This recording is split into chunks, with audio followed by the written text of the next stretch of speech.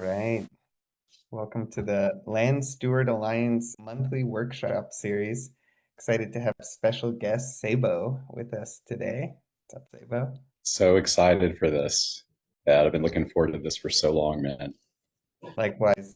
And yeah, just to give you all some background, I've known Ceibo for some years, and both as a friend and professionally, you've kind of blown my mind, both in your life journey, which I think a lot of people who I meet who are interested in land stewardship, it's not about like building something. It's usually a big shift in your life. You're moving somewhere, you're changing your philosophy, downsizing or simplifying. And so I think a lot of people are not looking to understand like how to build a house or build something, but how to build a life.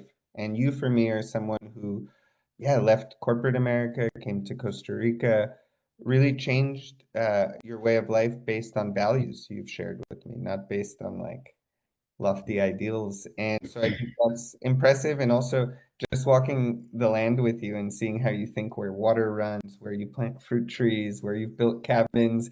It's amazing because you kind of use beginner's mind and you're like, I'm kind of thinking about putting this cabin here. And then a year later, I'm like, wow, he's got a cabin there.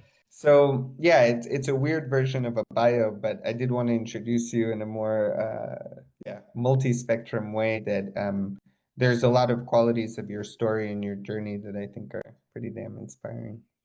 So cool, man. Thank you. Yeah, basically, I've always been into nature ever since I was a kid. I always wanted to be in the woods, exploring creeks. I grew up in the South, born in Louisiana, grew up in Alabama, down near the Gulf of Mexico. And we lived like in a water community with a lot of tributaries coming out of the big river, going out into the Gulf of Mexico. My family had a cedar house in the woods, and we had some family in that community as well in Alabama. And I remember just like spending a lot of time in the woods, just like looking for snakes and also alligators and things like that. Just always really been into nature. Mm. And it's something that I did a lot of backpacking trips growing up. My dad took me on backpacking trips in the Appalachian Mountains and also going on ski trips in the mountains out west growing up, and just always really loved nature. So I think that's really my probably um, major motivation. My major motivation for seeking out being on land, walking barefooted for 7 years on land, and also just really, just putting attention into being in nature in general without planning something really big, kind of just in a state of observation. And I know that that's the first principle in permaculture is observation, and it makes a lot of sense. You're walking down a trail in the forest and you're just kind of checking things out and interacting with nature in that way. So I don't know if you were curious about that part of my life, but in terms of land Yeah, stewardship, that's a whole nother story. yeah. So I don't know if you And want to the get into that or observation. Yeah, I yeah. think we flow. I would like to hear at some point also a bit about your transition from corporate life in America to Costa Rica. But I do want to highlight that point because you've done what regenerative development stands for, which is listen to the land, talk to the land, because you didn't have some commercially driven project with investors and other stuff. You had the luxury to really treat it as it is, a beautiful piece of nature, and connect to it. And I think that's awesome, how you observed it, you know. I had So this yeah, feel free to real flow. Yeah, I had this really strong drive. We have these different drives in us. We have multiple drives that are coming through us. Obviously, we have drives that relate to survival, success, connection, relationship, and one of the major drives that I've always had is like being in nature. And I guess within the last 10 years, really trying to find a piece of land where I could be in nature and just learn from the standpoint of being off grid, fully off grid, not being on the system in any way other than a property tax. And I think there's ways to compensate or to balance that out as well, but there will always be that connection, of course. But I love the idea of being able to find my own water, plant my own food, and to just be relying on myself with connection with the land and learning from others, of course, along the way. Oh, we That's sort of lost your this. audio for a second. I don't know why. Okay, am I Got still here? worked out. Yeah, now you're back. We're all good. I'm back. Yeah, Okay. just the last sentence we lost. Yeah, it's just a matter of this drive that I've had to be fully off grid and almost like a game. It's nothing like I'm really talking a lot about. I think more and more people are um, finding this is a possibility to be off the grid, off the system. It really is just a way of being, going back to basics. And I think that's probably my main entire story is just going back to basics, where we get really simple. We don't really need a lot. That's also another teaching in permaculture is to plant for neglect. So you're Mm, planting so that you don't have doesn't require a lot of energy to take care of the plant. So you plant fruit trees that grow really, really well in that area wherever you are, so that you don't have to do a lot. You know, you may give them some, organic fertilizer every now and then, and maybe need to spray some organic products on them just to that you can make on the farm, just to keep mm-hmm, some bugs off of it, that kind of thing. But yeah, just really getting back to simplicity and getting back to basics and getting really simple and creating a life that this is my mission is organization, stability, and peace. So if I am more organized and I'm staying more simple, I'm going to feel more at peace. And that's different from my life before, where I was accumulating a lot. I was in the matrix and working within that corporate environment and having some success, but also having anxiety to go along with that. And a lot of times trying to feel that anxiety or that intensity that you feel being in that environment with by consuming. And mm-hmm, so I found myself with, multiple houses, a boat, nice things. Always sort of like my house was always a house that I would buy like an old factory or some old structure and kind of redo the house and make it into something super cool to live in with some natural materials.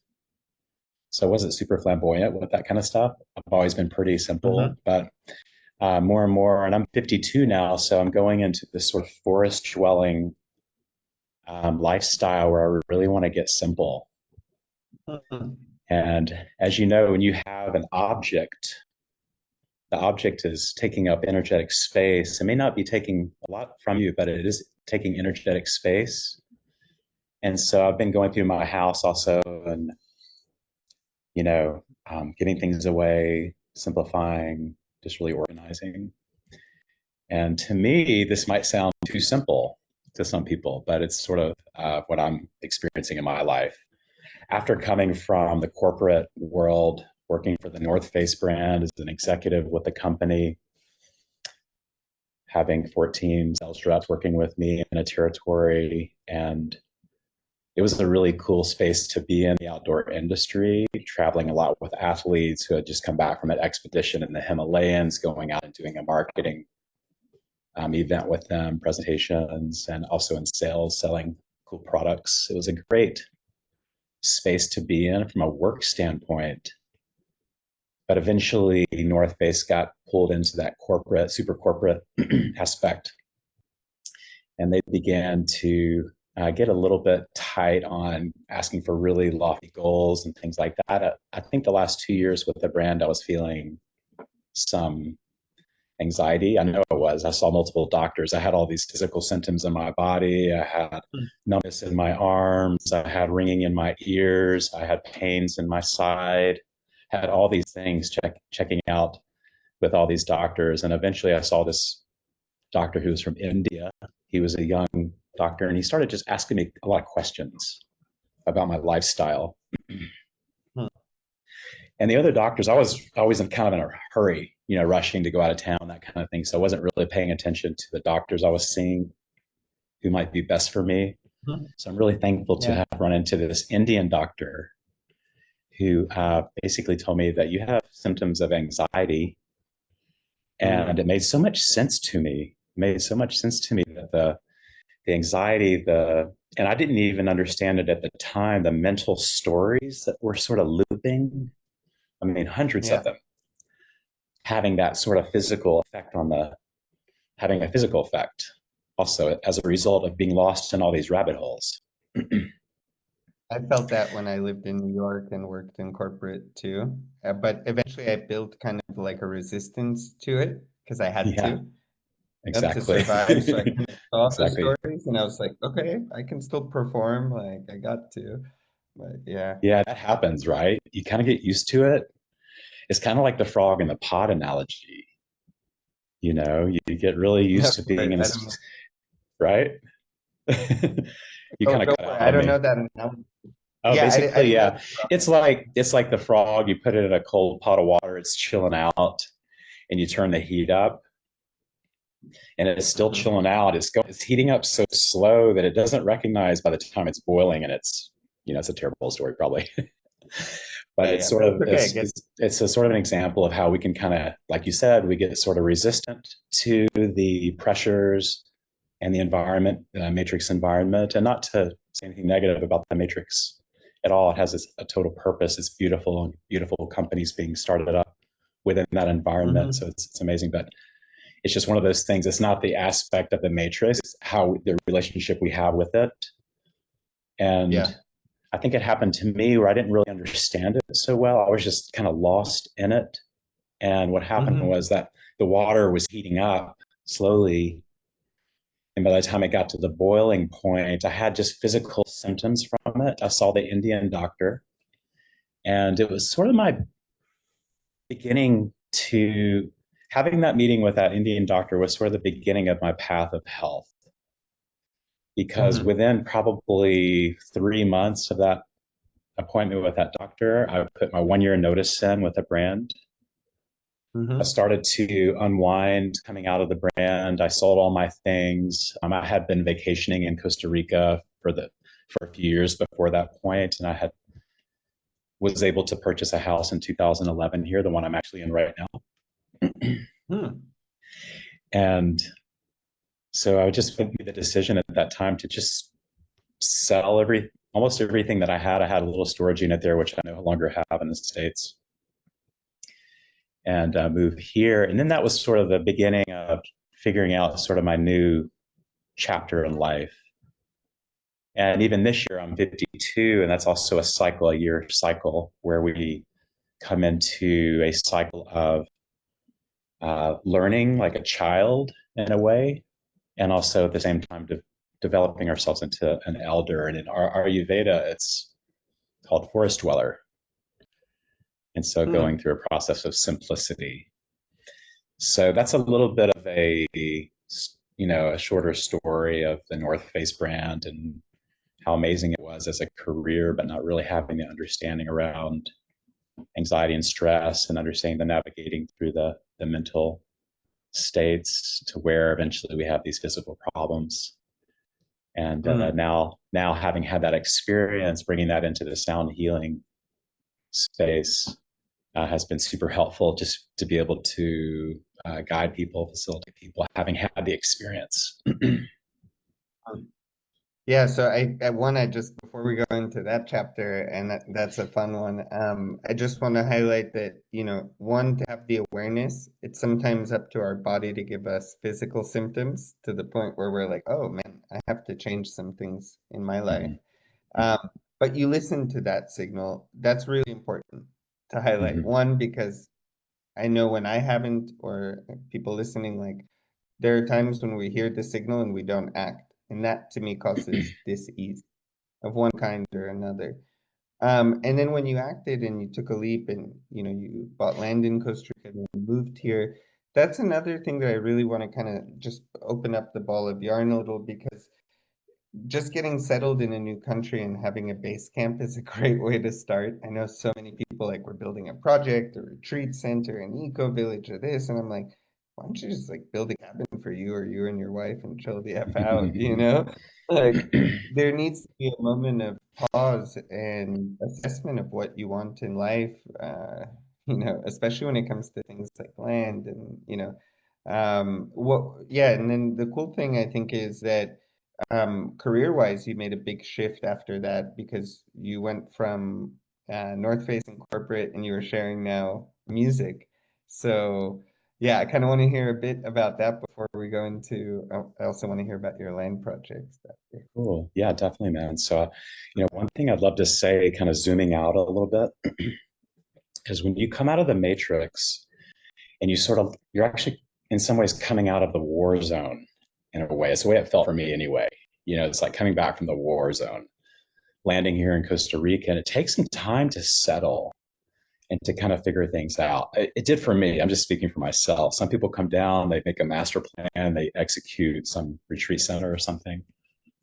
For me, I took the biggest medicine, and it still is my biggest medicine, is space, being spacious.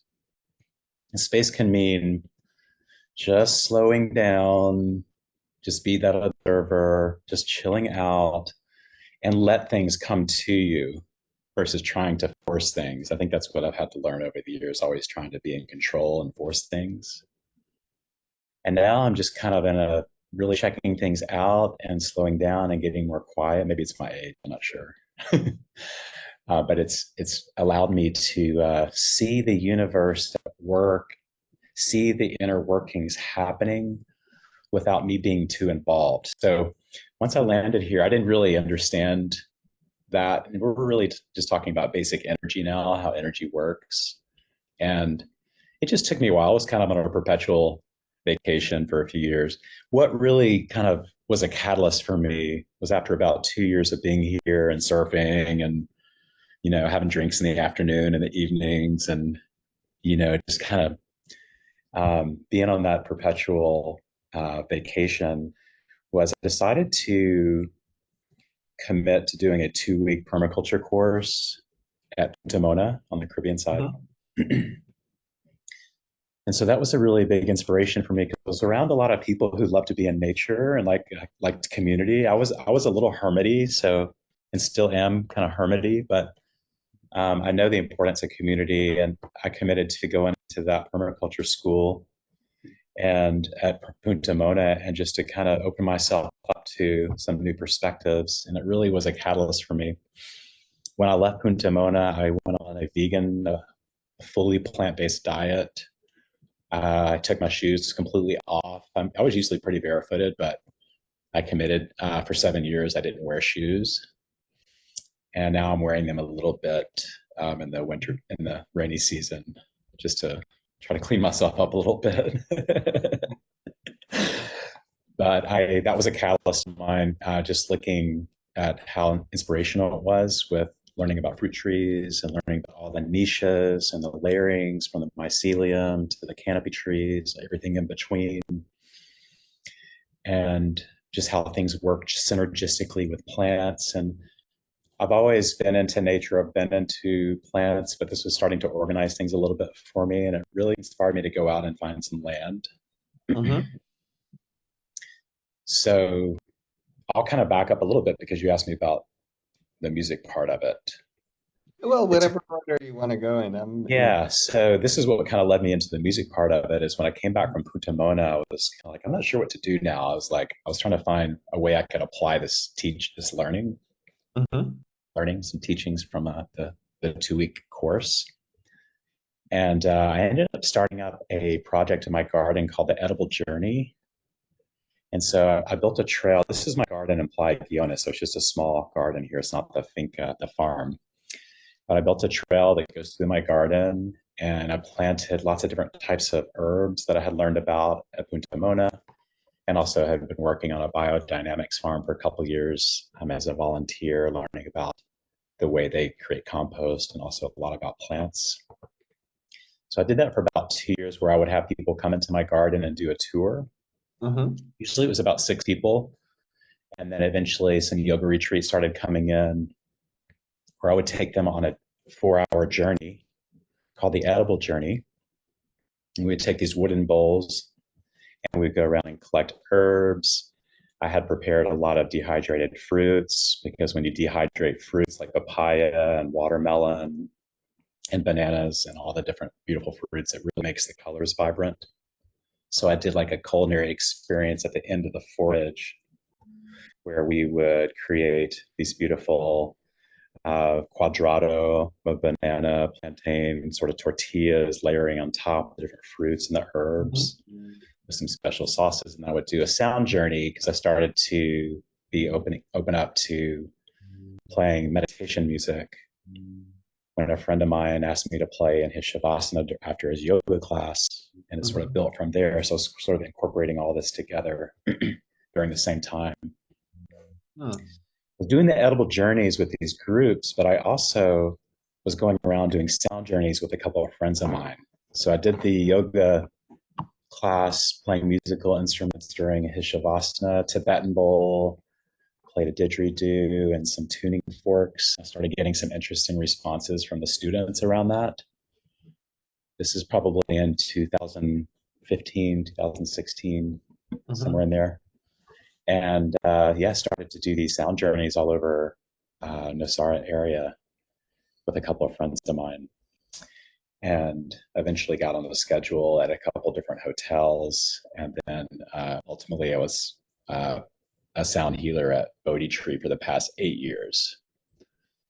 So that's kind of how I got into it. I was really fascinated by the way the instruments create these very consistent, stable vibrations and frequencies. It really just felt like calming to me.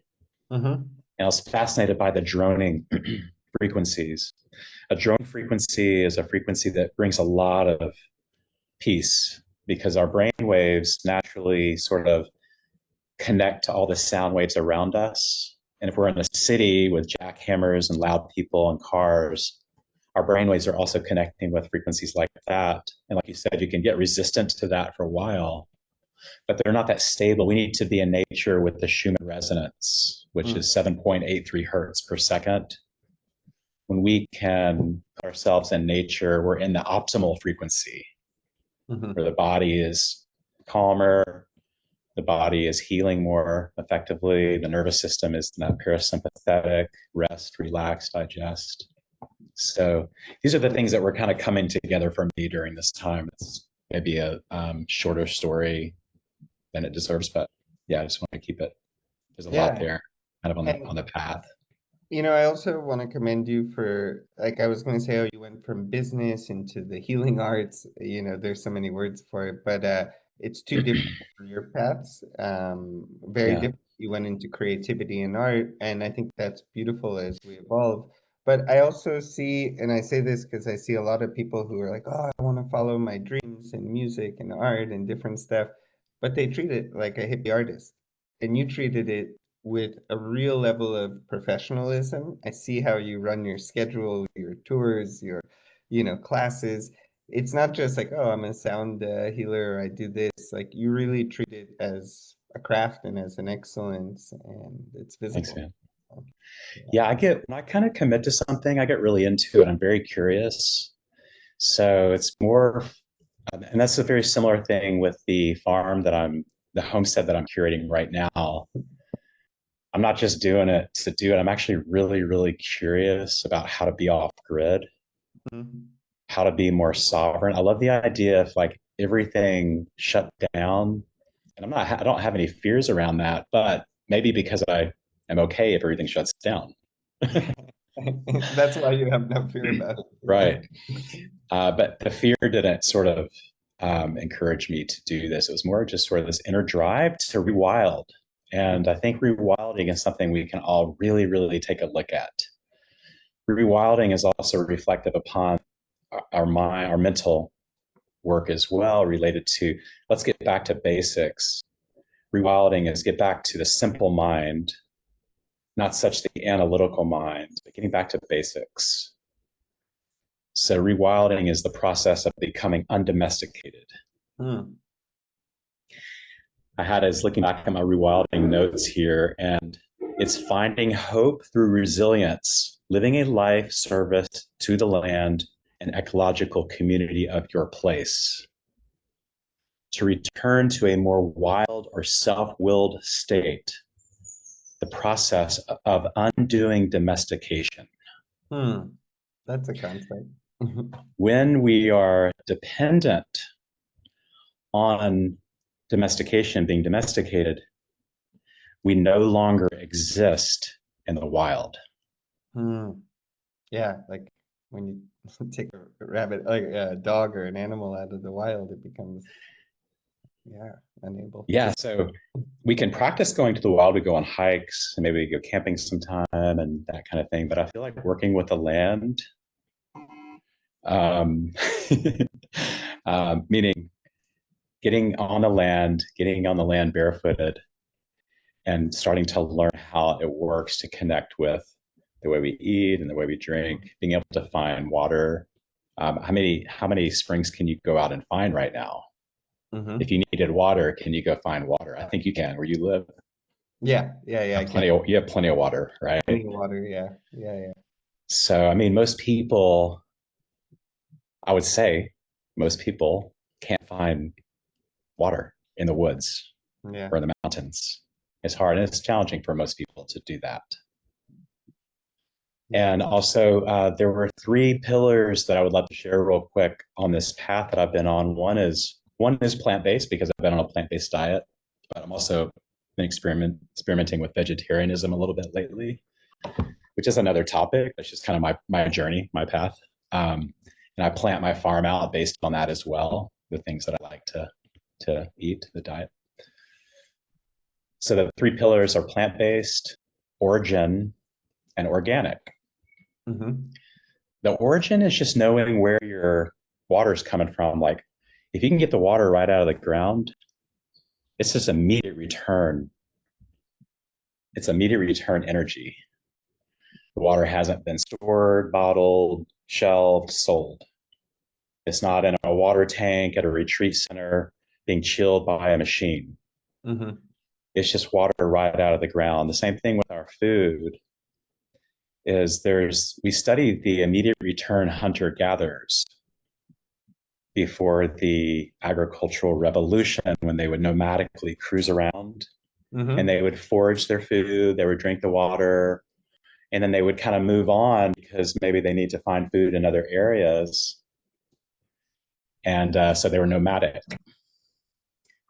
And so the idea is to be able to find your water. And if you can't have land, if you don't have land, it's cool because there's a lot of people that have land and you can go like just know where a good farmer is that plants with using organic um, materials, and you're good.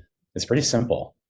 Well, it's simple. I think when I started going to organic markets, because I would meet the farmers who grew my food, so I knew the origin. There was a trust, a two-way trust, a trust that he's providing me or she clean, organic, pesticide-free food, and a trust that I'll show up on Saturday and not oversleep the organic market.